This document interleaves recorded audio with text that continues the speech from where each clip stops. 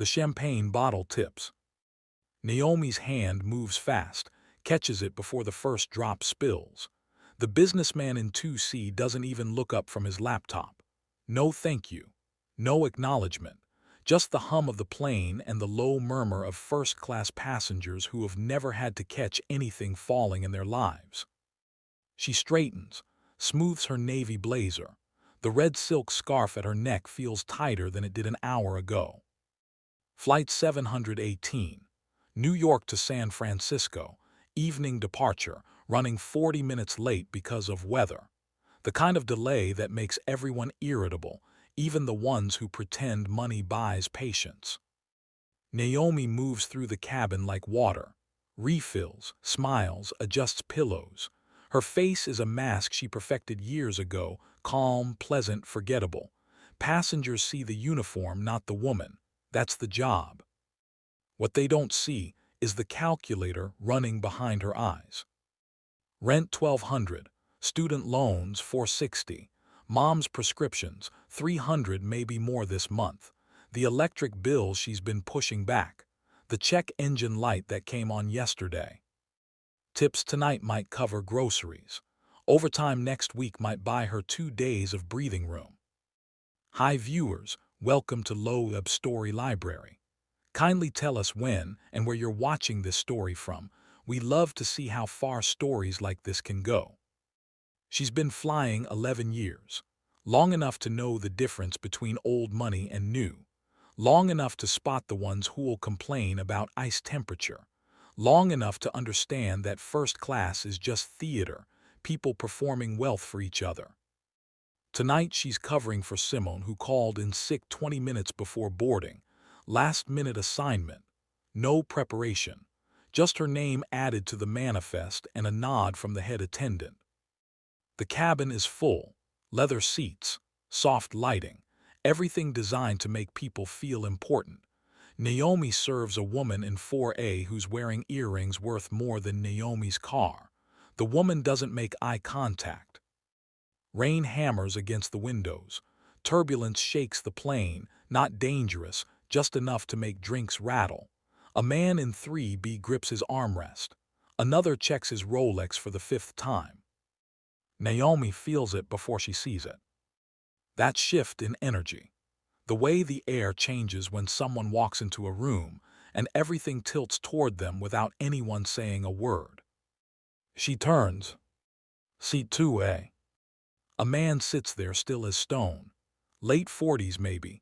Charcoal coat folded beside him, no phone in his hand, no laptop, no book, just sitting, watching the rain like it owes him an explanation.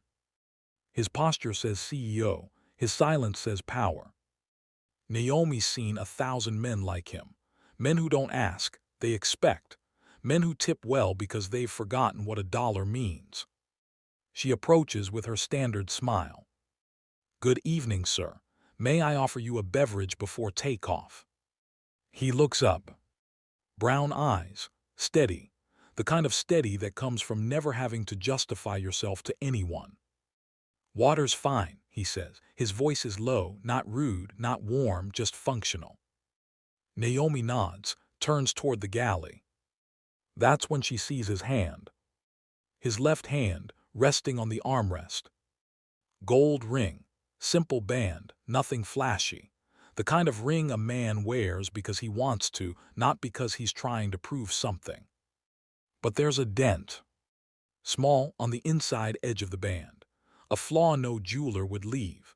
A mistake hammered in by accident or time or something worse. Naomi's breath stops. Her hand, reaching for the water glass, freezes halfway. She knows that dent. She knows that ring. Because 25 years ago, a boy with 2 big shoes and hand-me-down jeans slipped a cheap brass ring into her palm on a fire escape in Tucson. He bent it by accident, trying to make it fit her 8-year-old finger. Left a dent he promised to fix someday when he had real money. That ring was never supposed to exist past childhood. It was never supposed to be gold. It was never supposed to be here. 35,000 feet above the ground, on the hand of a man in first class who looks like he owns half the sky. The cabin tilts. Or maybe that's just her. Naomi forces her hand steady, pours the water, sets it down in front of him without spilling a drop. Anything else, sir? Her voice doesn't shake. Training runs deeper than shock. The man, seat 2A, doesn't answer right away. He's looking at her now, really looking. The kind of look that peels back layers you didn't know you were wearing. His eyes narrow just slightly. And then he goes still. Recognition doesn't hit him all at once. It comes slow, careful, like a man who spent years learning not to react too fast. His lips part. Naomi. The sound of her name in his mouth punches the air out of her lungs. She doesn't move, doesn't blink, doesn't breathe. Because the last time she heard that voice, it was cracking with puberty. The last time she saw that face, it was 13 years old and disappearing into the back seat of a black car she couldn't follow. The last time she touched that ring, it was brass, worthless, a promise from a boy who didn't know what promises cost. The plane shakes, turbulence again, the seatbelt sign blinks on. But Naomi doesn't move. Because the boy who left her behind without a word is sitting in seat 2A. And he's wearing the ring he swore he'd come back with. What would you do if the person who abandoned you showed up in the one place you couldn't escape? His name tag isn't visible. Naomi doesn't need it. Caleb Rowan. The name sat in her memory like a stone at the bottom of a river, buried but never gone. She used to say it out loud when she was younger, just to hear how it sounded. Used to imagine what he looked like grown up. Used to wonder if he remembered her at all. Now he's here. And he remembers. The water glass sits untouched between them. Rain streaks the window beside him. The plane rocks again, another gust of wind pushing against metal and faith. Naomi's fingers grip the edge of the service cart. She doesn't trust her legs. Caleb leans forward, not much, just enough that the space between them shrinks. It's you, he says, not a question, a confirmation. She nods once. Her throat won't open enough for words. He looks different. Older, obviously. But it's more than that. The boy who used to read library books on the fire escape and talk about rocket ships is gone. In his place is a man who looks like he's spent years making decisions that ruin people.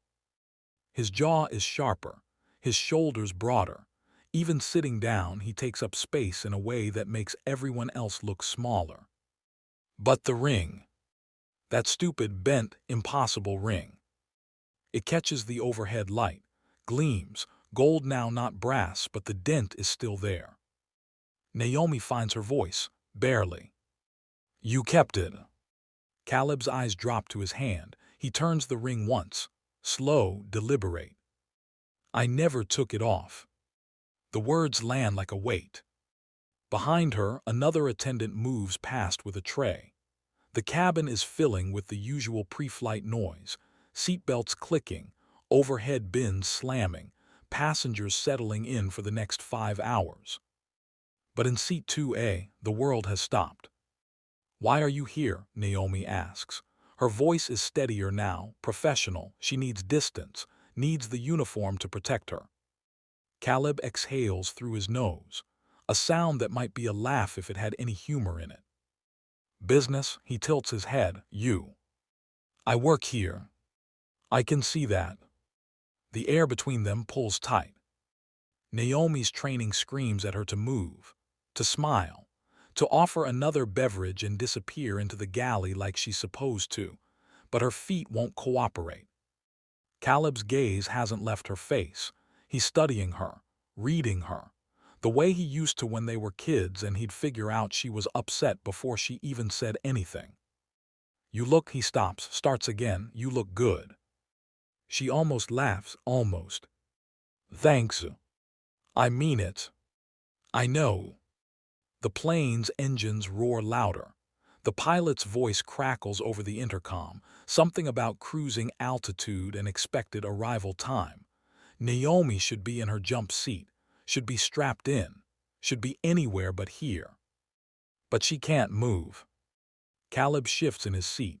His coat slides an inch to the left. Expensive fabric, tailored, the kind of thing that costs more than her monthly salary. "I tried to find you," he says. Naomi's chest tightens. "When?" "A few times after I left, then again 5 years ago." "You didn't try hard enough." The words come out sharper than she means them to, but she doesn't take them back. Caleb's mouth tightens. He doesn't argue, doesn't defend himself, just nods. "You're right." The honesty surprises her. Another attendant calls her name from the galley. Naomi glances back. The head attendant is gesturing, seatbelt signs on, "Get moving." She looks at Caleb one more time. "I have to go." He doesn't stop her, but his voice follows her anyway. "We're not done." Naomi's pulse hammers in her ears. She makes it 3 steps before she has to stop, has to breathe, has to remind herself that she's 33 years old, not 8, that she's not the girl on the fire escape anymore, that she doesn't owe him anything. But when she glances back, Caleb is still watching her. And the ring is still on his finger. The plane lifts off the runway, smooth, controlled, practiced. But inside chest, everything is falling. Would you trust a promise made by a child, even if the man wearing it destroyed you once already? The fire escape was rusted metal and peeling paint. It overlooked a parking lot where broken glass glittered like fake diamonds, and someone's car alarm went off every other night. Was 8, Caleb was 9. They sat with their legs dangling through the bars, feet swinging in empty air. Below them, Tucson baked under a July sun that turned asphalt into something that stuck to your shoes. Caleb had a book, always had a book. This one was about bridges, how to build them, how to make them strong enough to hold weight they weren't designed for. Didn't care about bridges.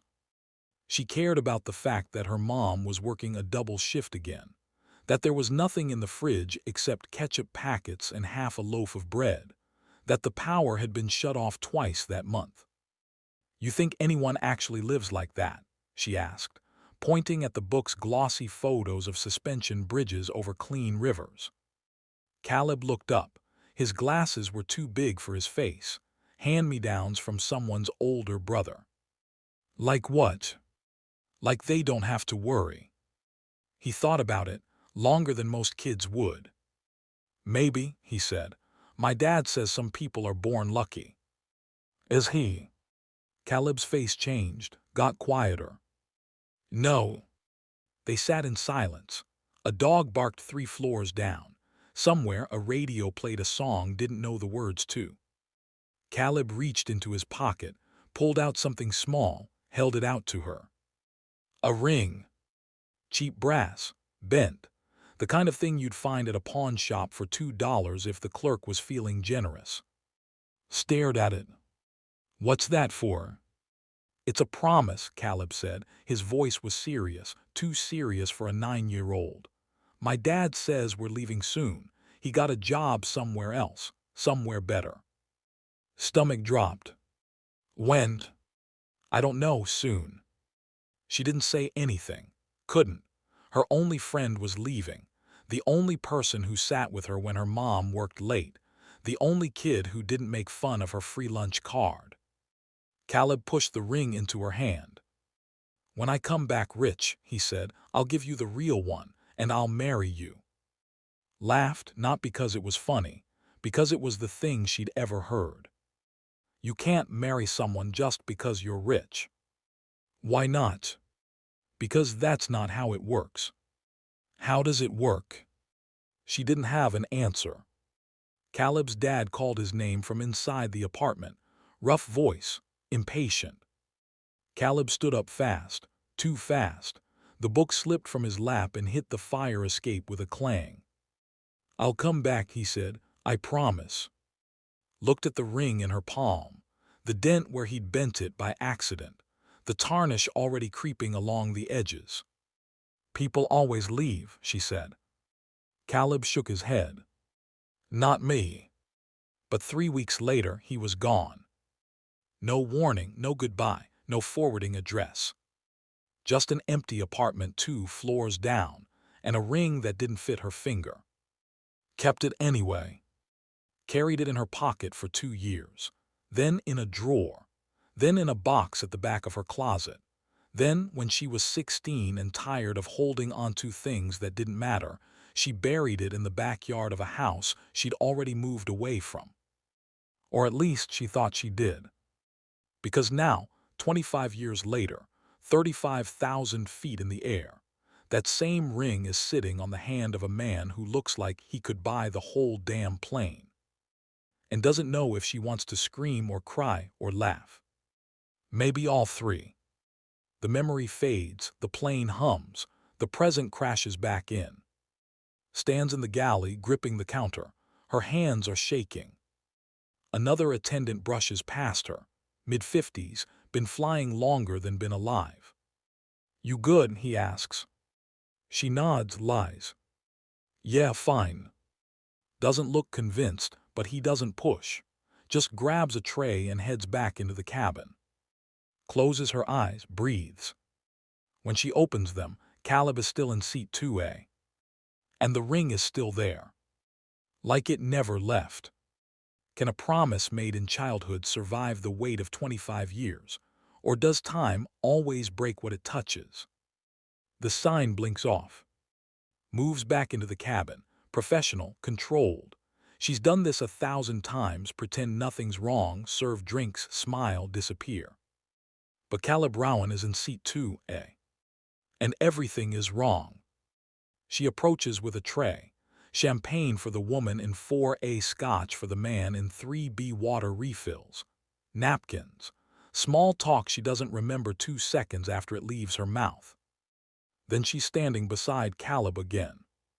He's not looking at his phone, not reading, not doing anything except sitting there like he's waiting for something. Doesn't ask what. Can I get you anything else, sir? The word sir tastes like metal in her mouth. Caleb's eyes meet hers, brown, steady, too steady. Stop calling me that. Her hand tightens on the tray. It's my job. I know, he pauses, but it's me. That's the problem.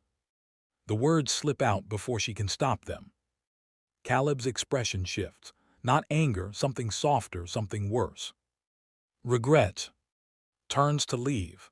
She needs distance, needs to breathe, needs to remember that she's not 8 years old and heartbroken anymore. But Caleb's voice stops her. I didn't know you'd be here. She looks back. Would it have mattered? He doesn't answer right away, just turns the ring on his finger, once, twice. Yes. The honesty cracks something open in her chest. Exhales, sets the tray down on the empty seat beside him, seat 2B still vacant. She shouldn't sit, shouldn't stay, shouldn't do any of this. But she does. Why'd you keep it? She asks, nodding at the ring. Caleb looks down at his hand. The gold catches the cabin light. Because I meant it. You were 9. I know. Kids say stupid things. Not that. His voice is quiet, firm, not that. Throat tightens. She doesn't know what to do with this. Doesn't know how to hold a promise that's 25 years old and still breathing. You left, she says. The words come out rougher than she wants. You didn't say goodbye, you didn't write, you didn't call, you just disappeared. Caleb's jaw tightens. I didn't have a choice. Everyone has a choice. Not when you're 9 and your father drags you into a car at midnight, because he's running from something you don't understand yet.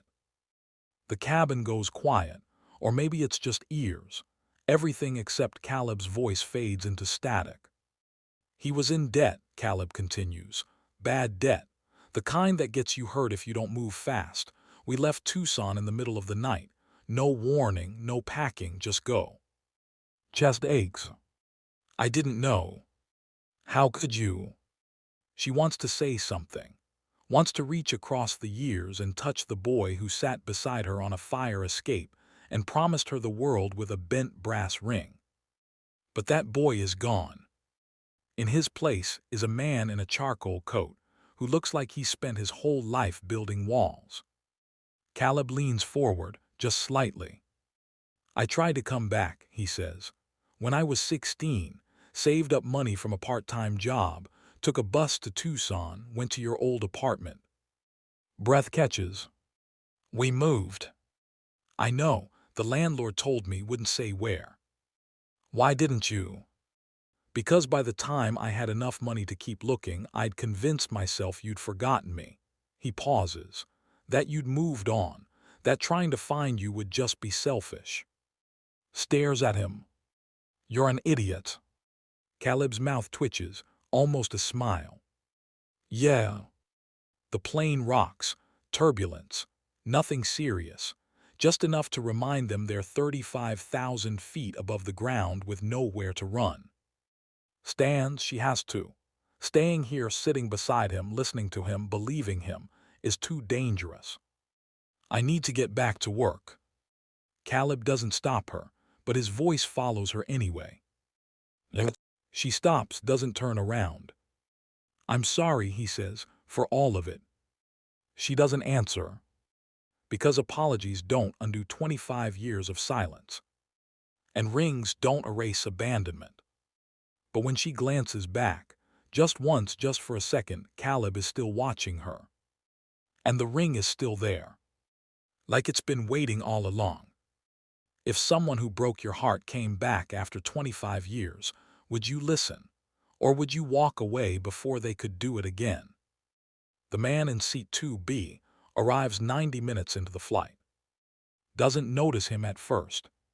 She's too busy trying not to think about Caleb. Too busy pouring drinks and pretending her hands aren't shaking. But then she hears his voice. Smooth, polished, the kind of voice that sounds expensive. Caleb, good to see you. Naomi glances up. Seat 2B is no longer empty. A man in his 50s sits there now. Gray suit, silver cufflinks, hair combed back like he's about to close a deal worth more than most people see in a lifetime. He's smiling, but it's the wrong kind of smile. Caleb doesn't return it. Evan. One word, flat, cold. The air between them tightens. Naomi moves closer with the drink cart. She shouldn't eavesdrop, shouldn't care. But something about the way Caleb's posture changed, stiff, guarded, sets off alarms in her chest. Evan's smile widens.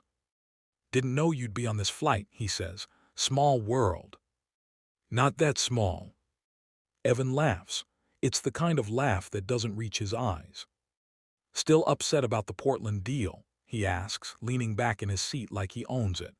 Business is business, Caleb, no hard feelings. Caleb's jaw tightens. Right. Naomi reaches their row. She focuses on her job, offers drinks, keeps her face neutral. But Evan's eyes land on her. And they stay there.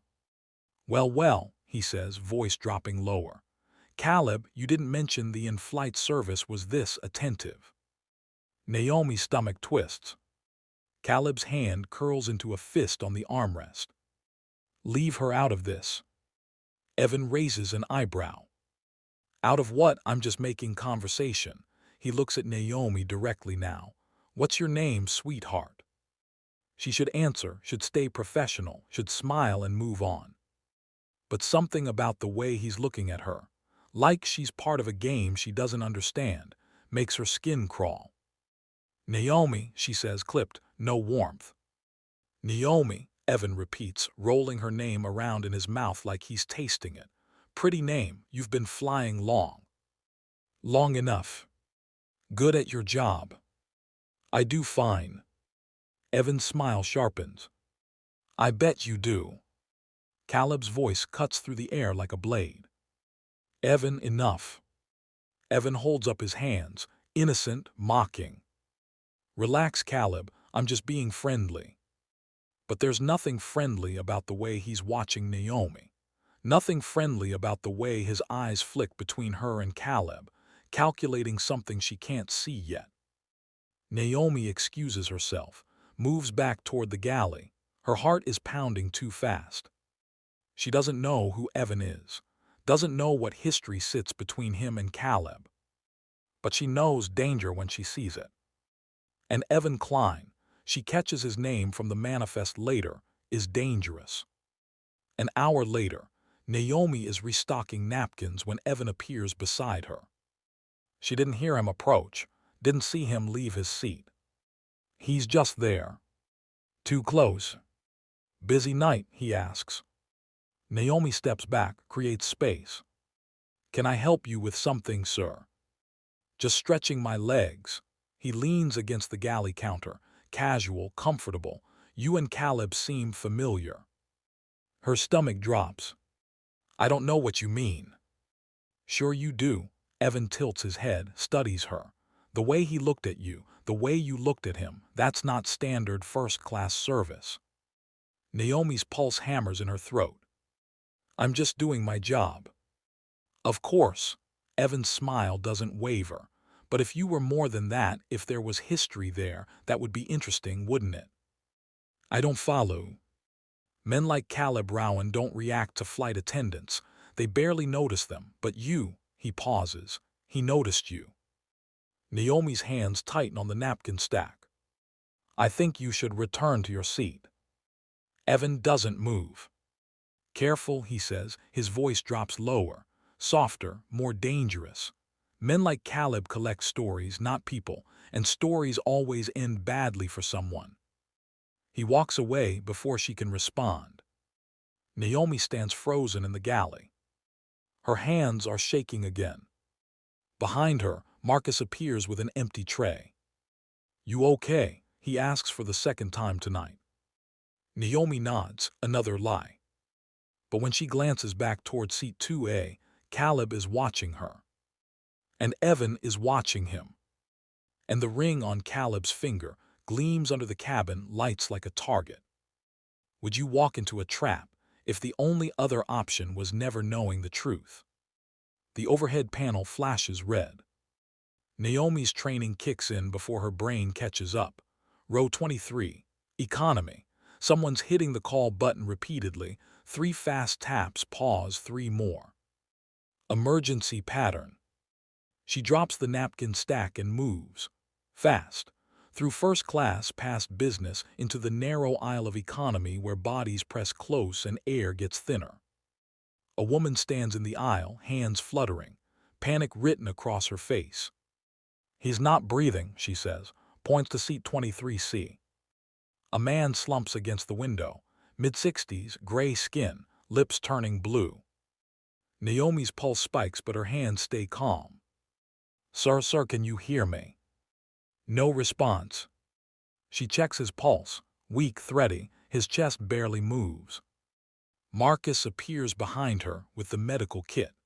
Another attendant is already on the intercom asking if there's a doctor on board. No answer. Naomi makes the call. Get the AED now. She tilts the man's head back, checks his airway, starts compressions. 1, 2, 3, 4, count out loud, don't stop, don't think, just do. The cabin erupts into controlled chaos. Passengers lean into the aisle. Someone's filming. Someone else is praying. A child 3 rows back starts crying. Naomi blocks it all out. 30 compressions, 2 rescue breaths, repeat. The AED arrives. She rips open the man's shirt, buttons scatter across the floor and places the pads. The machine analyzes. Everyone holds their breath. Shock advised. Naomi clears the area, presses the button. The man's body jerks. Then nothing. She starts compressions again. Her arms burn. Sweat drips down her back. The red scarf at her neck feels like a noose. Come on, come on, come on. Another shock. The man gasps. His eyes fly open. Color floods back into his face. He coughs, sputters, alive. The cabin explodes into applause. Naomi sits back on her heels. Her hands shake now. now that it's over, now that the adrenaline has somewhere to go. Marcus squeezes her shoulder. "You did good," he says. She nods, can't speak yet. Passengers lean over seats to thank her, to tell her she's amazing, to take photos and videos they'll post online later with captions about heroes in uniforms. Naomi smiles, accepts the praise, plays the part. But all she can think about is getting back to the galley, getting water, getting air. She stands, smooths her blazer. The man in 23C is talking now, confused, disoriented, but alive. Paramedics will meet them when they land. Naomi makes her way back toward first class. That's when she sees Evan. He's standing near the galley, phone in his hand, typing fast. Their eyes meet. He smiles, and Naomi's stomach drops. Because that smile says he just won something. And she has no idea what. 20 minutes later, Naomi is washing her hands in the tiny bathroom when her phone buzzes in her pocket. She shouldn't check it, shouldn't have it on during a flight, but her hands move before her brain can stop them. 3 missed calls from her supervisor. 2 texts from coworkers. 1 message from a number she doesn't recognize. She opens it. "Interesting night. Check the news when you land. E." Her blood goes cold. She closes the message, shoves the phone back in her pocket. When she exits the bathroom, Caleb is waiting. Not in his seat, not in the galley, right there, in the narrow hallway between bathrooms and galley where flight attendants aren't supposed to let passengers linger. "You saved his life," Caleb says. Naomi's throat tightens. "I did my job." It was more than that. It wasn't. Caleb steps closer, not crowding, just close enough that she can smell his cologne, something expensive and clean. "Evan's planning something," he says, voice low, urgent. "I don't know what, but he was watching you during the emergency, watching us." Why would he care? Because that's what he does. He finds weakness, exploits it. Naomi's chest aches. "I'm not your weakness." Caleb's eyes search her face. "Aren't you?" The question hangs between them like smoke. Naomi wants to say no, wants to tell him she's not 8 years old anymore, that she doesn't need protecting, that whatever game Evan is playing, she's not part of it. But her phone is heavy in her pocket, and Evan's message is burning through the fabric. "I need to get back to work," she says. Caleb doesn't move. "Naomi." "Don't," she cuts him off. "Don't make this more than it is. You're a passenger, I'm an attendant, that's all." "That's not all." "It has to be." She pushes past him, back into the galley, back into the safety of routine and distance and things she can control. But when she glances back, Caleb is still standing there. And the ring on his finger catches the light like a warning. The plane descends toward San Francisco. Naomi's phone buzzes again. This time she doesn't check it. When saving one life puts a target on your back, do you run, or do you find out who's holding the gun? The plane touches down. Smooth landing. Passengers clap. The usual ritual of relief and gratitude for cheating death 35,000 feet in the air. Naomi stands by the exit, smiles, thanks each passenger as they leave. Her face is a mask again, professional, composed, untouchable. Caleb passes. He stops, opens his mouth like he's about to say something. Then Evan appears behind him. "Come on, Caleb," Evan says, voice dripping false cheer. "We've got a car waiting." Caleb's jaw works. He looks at Naomi one more time. Then he leaves. Naomi exhales. The cabin empties. Marcus helps her clean up, collects trash, folds blankets, resets the space for the next flight. But Naomi's phone won't stop buzzing. She finally checks it in the jetway. 7 new messages, 4 missed calls, all from her supervisor. Her stomach twists. She calls back. Naomi, her supervisor's voice is tight, controlled. We need you to come to the office, now. What's wrong? Just come. The line goes dead. Naomi's hands shake. Marcus appears beside her. You okay? She shakes her head. I don't know. The airline office is sterile. White walls, gray carpet, fluorescent lights that make everyone look sick. Naomi sits in a chair that's too small. HR is there. Legal too. Her supervisor stands by the window, arms crossed. No one's smiling. Do you want to explain this? The HR rep slides a tablet across the table. Naomi looks at the screen. Her breath stops. It's a news article, posted 20 minutes ago. Headline reads, Billionaire Caleb Rowan's secret in-flight romance. Air hostess caught in love triangle scandal. Below it, photos. Naomi and Caleb, in the galley, standing too close, his hand almost touching her arm. Her face turned toward him with an expression that could be mistaken for intimacy if you didn't know better. The article spins a story. Says Caleb Rowan, infrastructure mogul, self-made billionaire, notoriously private businessman, was caught in a compromising position with a flight attendant during a cross-country flight. Implies an affair. Suggests this could tank his pending merger with a major construction firm. Every word is a lie. But every photo looks like truth. Naomi's vision blurs. This isn't. We know what it looks like, her supervisor says, voice flat. And it doesn't matter what's true, it matters what the story is. The HR rep leans forward. Did you have any personal interaction with Mr. Rowan beyond standard service? We talked briefly. About what? Old friends, we knew each other as kids. The legal rep writes something down. It looks like a death sentence. And Mr. Klein, the passenger in 2B, did you speak with him? Naomi's throat closes. Yes. About what? He warned me about Caleb. Warned you how? Naomi's hands curl into fists on her lap. He said men like Caleb collect stories, not people. Silence fills the room.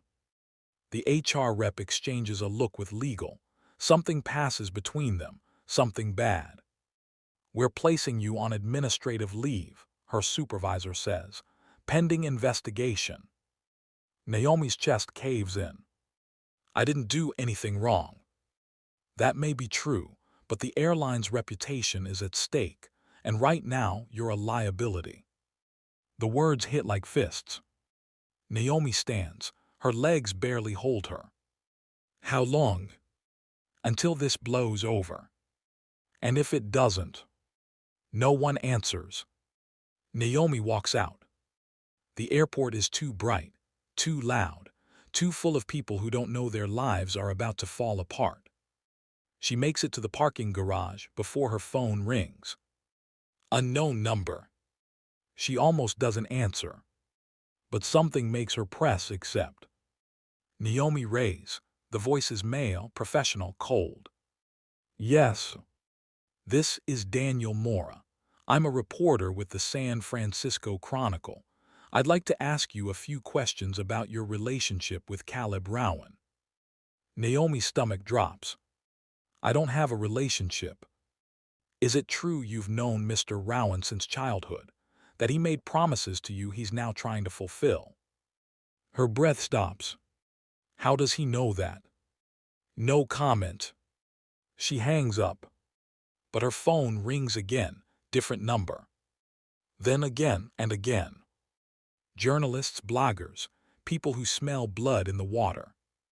Naomi turns her phone off. Sits in her car. Stares at the steering wheel. And for the first time in 25 years, she wishes Caleb Rowan had never come back. Her phone vibrates one more time before it dies. A text from an unknown number. You should have listened. Men like him destroy everything they touch. E. Naomi's hands shake on the steering wheel. She doesn't cry. She's too angry for tears. When your past becomes a weapon in someone else's war, do you fight back, or do you disappear before the next blow lands? The news vans arrive at Naomi's apartment building by sunrise. She watches them from her third-floor window. Cameras, reporters, people with microphones waiting to shove questions in her face about a scandal that isn't real. Her phone is off. Her curtains are drawn. She hasn't slept. The internet has already decided who she is. Gold digger, opportunist, homewrecker trying to trap a billionaire with a childhood fantasy. Comment sections overflow with strangers who have never met her, who don't know her mother worked 3 jobs, who don't know what it's like to survive on tips and overtime, who don't care. They just want a villain. And Naomi's wearing the costume. A knock at her door makes her jump. She doesn't answer. Another knock, harder. Naomi, it's Marcus. She opens the door, just a crack. Marcus stands there with coffee and a bag of something that smells like breakfast. His face is tired, concerned. You okay? Naomi almost laughs. No. He pushes past her into the apartment, sets the food down, pulls out his phone and shows her the screen. It's a video going viral, 10 million views and climbing. The headline reads, Flight Attendant Hero or Home Wrecker, the truth behind Caleb Rowan's in-flight drama. Naomi can't watch. Marcus turns it off. This is Evan Klein, he says. I've flown him before. He's poison, ruins people for sport. Why me? Because you're connected to Caleb, and Caleb has something Evan wants. Naomi sinks onto her couch. I didn't ask for this. I know. They sit in silence. The coffee goes cold. Then Naomi's phone rings, powered back on because ignoring the world only works for so long. Caller ID says, Caleb Rowan. Her pulse spikes. Marcus sees it. You gonna answer? Naomi stares at the screen. Ring, rings, ring. She presses accept. Hello? Naomi, Caleb's voice is rough, like he hasn't slept either. Don't say anything, just listen. She doesn't hang up. Evan leaked the story. He's been planning this for weeks. The merger I'm closing, he wants it to fail. He used you to get to me. Naomi's chest tightens. I didn't do anything. I know, but that doesn't matter to him. So what now? I lose my job, my reputation, everything. Caleb is quiet for 3 seconds too long. I'm going to fix this. How? By telling the truth. Naomi laughs. It comes out bitter. The truth doesn't matter. You said it yourself. Evan deals in stories. Then I'll burn the story down. At what cost? Caleb doesn't answer. Because they both know the answer. Everything. Don't do this, Naomi says. Her voice cracks. Don't throw away your deal because of me. I'm not worth it. Yes, you are. The words land like stones. Naomi closes her eyes. I don't want your sacrifice. It's not about what you want. It's about what's right. The line goes quiet. Then Caleb speaks again, softer. I made you a promise when I was 9. I broke it. Spent 25 years trying to convince myself I did the right thing. That leaving you behind was survival, but it wasn't. He pauses. It was cowardice. Naomi's throat aches. Caleb, I'm not asking you to forgive me. I'm asking you to let me do this one thing right. The line goes dead. Naomi sits frozen on her couch. Marcus watches her. What'd he say? He's going to fix it. How? Naomi shakes her head. I don't know. But 3 hours later, the internet explodes. Caleb Rowan holds a press conference. Live, streamed across every platform. Reporters pack the room. Cameras flash like lightning. He stands at a podium. No notes, no PR team, just him and a microphone. My name is Caleb Rowan, he begins, and I'm here to tell you the truth. He tells them everything. About Evan Klein, about the sabotage, about the leaked photos designed to destroy the merger. Then he tells them about Naomi. Not the lie, the truth. About Tucson, about the fire escape, about the brass ring and the promise a 9-year-old made to an 8-year-old girl who deserved better. About how he left, how he searched, how he wore that stupid bent ring for 25 years because it was the only thing he did right. The room goes silent. Caleb looks directly at the camera. Naomi Reyes is not a scandal, she's a hero. She saved a man's life mid-flight while I sat in first class doing nothing, and Evan Klein tried to destroy her because she was connected to me. He pauses. So I'm killing the merger, walking away from the deal, and I'm suing Evan Klein for defamation, corporate sabotage, and everything else my lawyers can think of. The reporters erupt into chaos. But Caleb just walks off the stage. Naomi watches from her apartment, Marcus beside her. Her hands cover her mouth. He just destroyed his career, Marcus says. Naomi shakes her head. No, he just saved it. Would you burn your empire to the ground to save the one person who taught you what promises mean? The HR office looks different the second time. Less sterile, more human. Naomi sits in the same too-small chair, but this time her supervisor is smiling. We owe you an apology, the HR rep says. Naomi doesn't trust it yet. For what? The investigation cleared you. Completely. Mr. Rowan's press conference confirmed everything, and we've received over 2,000 emails from passengers praising your actions on Flight 718. The legal rep slides a folder across the table. We'd like to offer you full reinstatement, back pay for the leave, and a commendation for your service. Naomi stares at the folder. That's it. Her supervisor clears her throat. We also wanted to say, off the record, that we're sorry. You didn't deserve what happened. Naomi stands. You're right, I didn't. She walks out without signing anything. Because some apologies come too late. Outside the office, her phone buzzes. Caleb. She stares at his name on the screen, lets it ring twice, 3 times. Then answers. Hi. Hi, his voice is rough, tired. Did they reinstate you? They tried. You didn't take it. Naomi leans against the wall. I don't know yet. Caleb is quiet. Can I see you? Her chest tightens. Why? Because I need to apologize, in person, not through a press conference or a phone call. Naomi closes her eyes. Where?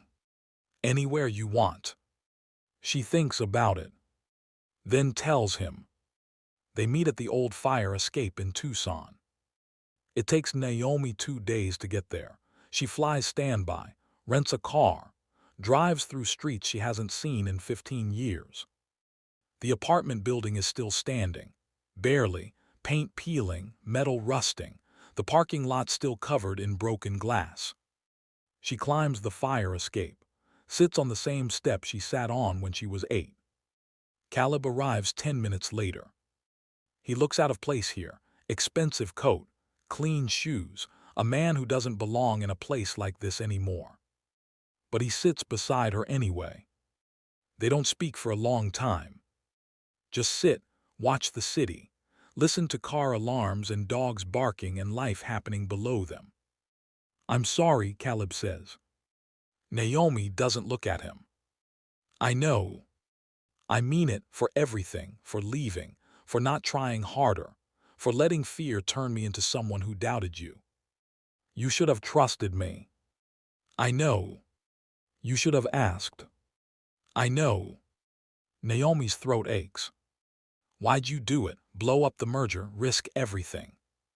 Caleb turns the ring on his finger, gold bent, impossible. Because the promise wasn't about marriage. It was about coming back honest, and I couldn't do that with Evan's lies sitting between us. Naomi looks at him. Really looks at him. The boy she knew is still there, buried under years of money and power and walls, but still there. I'm not the girl you left behind, she says. I know. I don't need saving. I know that too. Then what do you want? Caleb meets her eyes. A chance to start over. No promises, no pressure, just a chance. Naomi's chest aches. She could say no, could walk away, could let the past stay buried where it belongs. But something in his voice stops her. Not desperation, not manipulation. Just honesty. I'm still flying, she says. Good. I'm not quitting my job for you. I wouldn't ask you to. And I'm not forgiving you, not yet. Caleb nods. Fair. They sit in silence again. The sun sets, orange and pink bleeding across the sky. I kept the ring too, Naomi says. Caleb's head turns. What? The brass one. I buried it in a backyard when I was 16, but I dug it up last year when my mom moved, put it in a box, couldn't throw it away. Caleb's breath catches. Why? Naomi shrugs. Because some promises matter, even broken ones. He reaches for her hand, stops halfway. Asks permission with his eyes. She nods. His fingers close around hers, warm, solid, real. I'll wait, he says, however long it takes. Naomi squeezes his hand once. Good, because I'm not rushing this. They sit on the fire escape until the stars come out. And for the first time in 25 years, the promise doesn't feel heavy. It just feels possible. When the person who broke you offers to build something new, do you take the risk? Or do you protect the pieces you've spent years putting back together? 6 months later, Naomi stands in the galley of Flight 492, Los Angeles to Chicago, evening departure, clear skies. She pours champagne, folds napkins, smiles at passengers who don't see her. Nothing's changed. Everything's changed. Her phone buzzes in her pocket, a text. Landing in Chicago tomorrow, dinner. Caleb. They've been doing this for months now. Slow, careful, no grand gestures, no fairy tale endings. Just coffee in airport terminals, phone calls at midnight, texts that say thinking of you without demanding anything in return. He doesn't push, doesn't ask for more than she's willing to give. And that's how she knows it's real. Naomi texts back. Maybe I'll let you know. She pockets her phone, continues working. Marcus passes by with a tray. You smiling about something? He asks. Naomi shrugs. Maybe. Must be a good maybe. She doesn't answer. Because some things don't need explaining. The flight lands, passengers file out. Naomi stands by the exit, thanks each one. A woman stops, mid-40s, expensive jewelry, kind eyes. You're Naomi Reyes, aren't you? Naomi's stomach tenses. Yes. The woman smiles. I just wanted to say thank you. My brother was on flight 718. You saved his life. Naomi's chest tightens. I'm glad he's okay. He is because of you. The woman squeezes Naomi's hand. Don't let anyone tell you you're not a hero. She walks away before Naomi can respond. Marcus appears beside her. See, told you. Naomi wipes her eyes. Shut up. The next day, Naomi meets Caleb at a diner in downtown Chicago. Nothing fancy, burgers and fries, coffee in chipped mugs. He's already there when she arrives, sitting in a booth by the window, still wearing the ring. Naomi slides in across from him. Hi. Hi. They order, talk about nothing, work, weather, the terrible traffic on the way over. Then Caleb reaches into his pocket, pulls out something small, sets it on the table between them. A brass ring, bent, tarnished, ancient. Naomi's breath stops. Where did you? Your mom gave it to me, last month, said you'd been carrying it around long enough. Naomi stares at the ring, at the dent she made when she was 8, at the promise neither of them kept. Why are you showing me this? She asks. Caleb's voice is quiet. Because I wanted you to know I kept mine, and you kept yours, and maybe that means something. Naomi picks up the ring, turns it in her fingers. It's lighter than she remembers. Smaller. What does it mean? She asks. Caleb smiles, sad, hopeful. That we're even. No debt. No guilt. Just two people who made a promise as kids and are trying to figure out what it means now. Naomi sets the ring down, reaches across the table, takes his hand. I'm not ready yet, she says. I know, but I'm getting there. Caleb's fingers tighten around hers. That's enough. They sit like that, hands linked, two bent rings on the table between them. A promise made. A promise kept. A promise rewritten. Because love isn't about fairy tales or grand gestures or billionaires sweeping people off their feet. It's about showing up, waiting, doing the work. And sometimes, just sometimes, it's about a boy who wore a bent ring for 25 years because he didn't know how else to say sorry. And a girl who kept hers because she didn't know how else to say she believed him. Naomi smiles. So dinner. Caleb grins. Dinner. They order pie. And for the first time in 25 years, the promise feels complete. Not because it's finished, but because it's just beginning. Outside, the city lights flicker on, people rush past, life keeps moving. And somewhere between the broken glass and the first-class cabins, two people who started on a fire escape find their way back to each other. Not as the children they were, but as the people they became. Real love doesn't rescue. It waits, it builds, it earns the right to stay. Thank you for watching this story. If it touched your heart, inspired you, or made you think about the promises that matter, hit that subscribe button and turn on notifications so you don't miss the next story. Share your thoughts in the comments below. We'd love to hear how this story spoke to you. Your words might just inspire someone else who needs to hear them today. Until next time, keep believing in second chances.